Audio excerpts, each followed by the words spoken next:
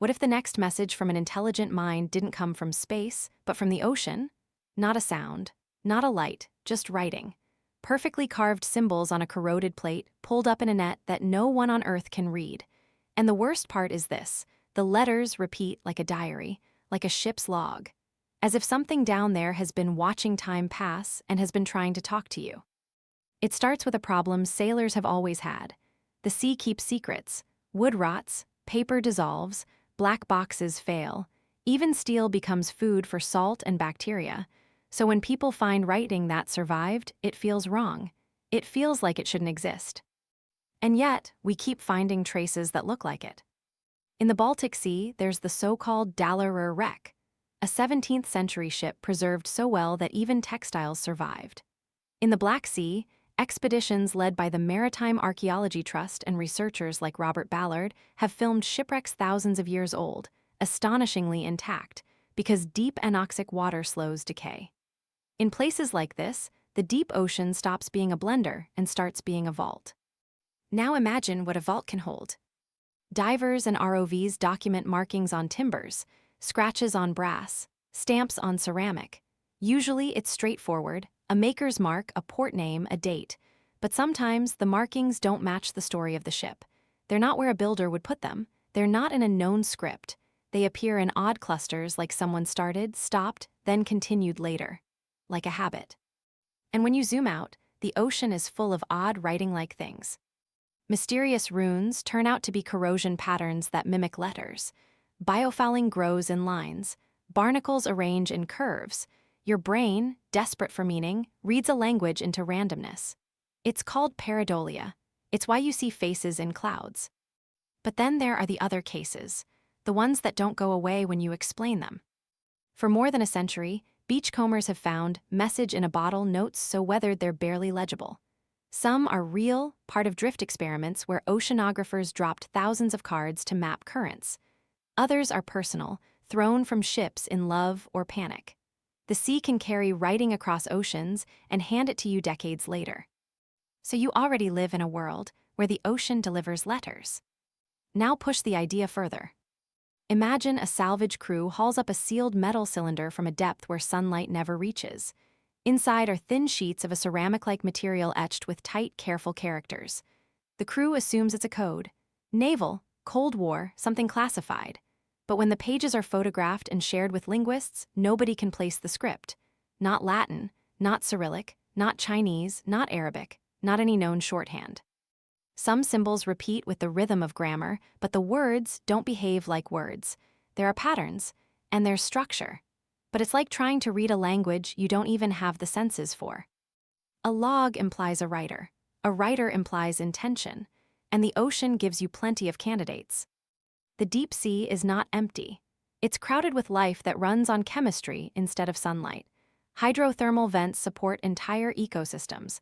Some animals there live long, slow lives. Greenland sharks can survive for centuries. Glass sponges can persist for thousands of years. The ocean contains beings that have watched human history like a brief storm. So the first thread of the hypothesis feels almost reasonable. Maybe the untranslatable logs aren't extraterrestrial. Maybe they're not even human. Maybe they're artifacts of an intelligence that evolved here, beneath pressure so immense it would crush you into pulp. And you can find real facts that make this feel less absurd than it sounds. Octopuses solve puzzles, open jars, escape enclosures, and show individual personalities. Crows manufacture tools. Dolphins learn signature whistles that function like names. Whales pass songs across oceans like memes. Intelligence is not a single ladder with humans at the top. It's a branching tree. And intelligence leaves traces. Even without hands, creatures can mark the world. Octopuses arrange stones. Fish build geometric nests. Pufferfish create intricate sand circles. If a species had time, stability, and a need to store information, it might build a method you wouldn't recognize. And the ocean has stability. Deep water temperature barely changes. No seasons, no fires, no storms, just steady darkness. Then there's the eerie part. Sound travels far underwater. Low-frequency calls can cross entire basins. Communication down there can be continental. If an intelligence existed, it could have a network made of pressure waves, not radio waves. It could have archives carved into stone near vents, protected by chemistry and cold. So the ship logs become something else, not logs of voyages, logs of you. Because ships are loud, they throw off heat, they leak chemicals, they vibrate, they drop objects, they cut through habitats. To something living deep, your ships might be the most dramatic events in their world, a moving continent, a passing thunderstorm of metal. And once you accept that frame, you start seeing coincidences everywhere. Unidentified sounds like the bloop, recorded by NOAA in 1997, once fueled rumors of sea monsters. Later analysis suggested it likely came from icequakes, cracking ice. But the fact remains, the deep produces signals that confuse you because you're not built to live there. Then there are U.S. Navy recordings like the Julia Sound and other strange acoustics. Most have plausible explanations. Some are still debated. The ocean is a giant instrument you barely understand. And in that uncertainty, the idea of writing from the deep becomes seductive. Maybe those ceramic sheets weren't meant for you. Maybe they were meant for each other, stored on a wreck because shipwrecks are convenient landmarks. Maybe the logs are a calendar of disturbances. This year, the loud ones came again. This year, the water tasted like fuel. This year, a city of nets dragged across the floor. Your mind starts linking fields: marine biology, archaeology, cryptography, military secrecy, even psychology. Because untranslatable has a special power, it implies you're not just missing vocabulary, you're missing the key to reality. You've seen this before in human history. The Indus script is still undeciphered. Linear A remains uncracked. The Voynich manuscript still resists consensus. Some argue it's meaningful, others that it's an elaborate hoax or meaningless text. You can have a real, physical object with marks that look linguistic and still not know what it says. And when you can't translate something, you start projecting. You imagine warnings, prophecies, coordinates, confessions. Now bring in the experts who would actually touch this problem. Linguists would look for distribution patterns, how often symbols repeat, whether they cluster like words, whether there are boundaries like sentences. Cryptographers would test whether it behaves like an encryption system or like a natural language. Information theorists might use approaches inspired by Claude Shannon, looking at entropy and predictability. Marine archaeologists would ask a more brutal question: what is the object physically? What materials? What tool marks? What marine growth layers? Because this is what real investigation does. It doesn't start with meaning, it starts with the mundane. And the mundane is where the story starts to turn. Most supposed mystery inscriptions on underwater finds don't survive close scrutiny. Corrosion can create grooves that look carved. Concretions can form ridges in repeating shapes. When people recover objects from shipwrecks, they often clean them, and cleaning can create scratches that look deliberate.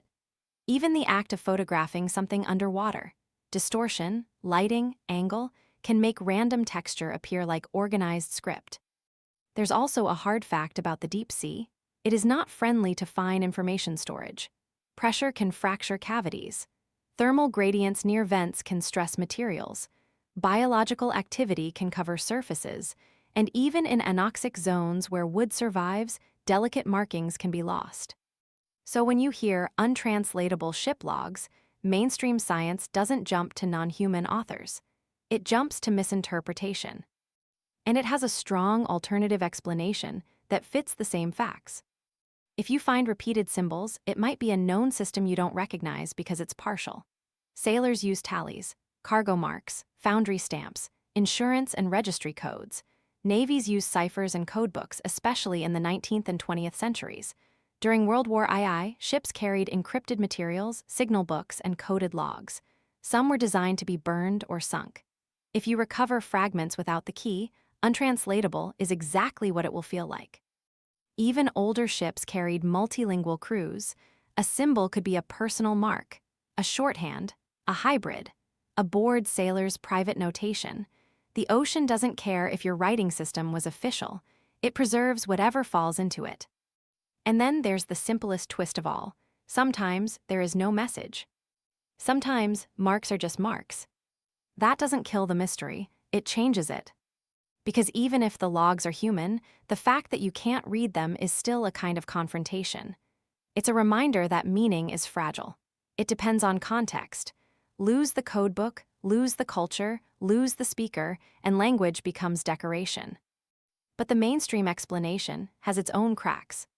If the symbols show consistent structure across multiple finds, from different wrecks, different seas, different centuries, then you have a problem. If tool marks suggest deliberate engraving, not corrosion. If the material is unusual for ship equipment. If the patterns match neither known cipher practice nor known writing behavior. Then skepticism becomes less comfortable. And even if everything has a human explanation, you're still left with the ocean itself as an intelligence filter. The deep sea blocks your senses. It distorts light. It swallows radio. It turns your technologies into fragile visitors. You explore it with robots and echoes like a blind person tapping a cane in a cathedral. So you're stuck between two unsettling ideas. One is that something down there is trying to write.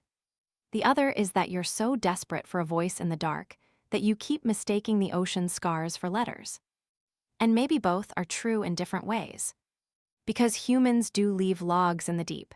Every wreck is a journal written in objects: plates, boots, cables, valves, coins. Every container lost overboard is an accidental time capsule. The ocean floor is littered with messages you didn't mean to send. And if another mind existed down there, it would be reading you the same way you read it, through fragments, through patterns, through leftovers. In the end, the question isn't just, who wrote the untranslatable ship logs? It's what you expect a message to look like.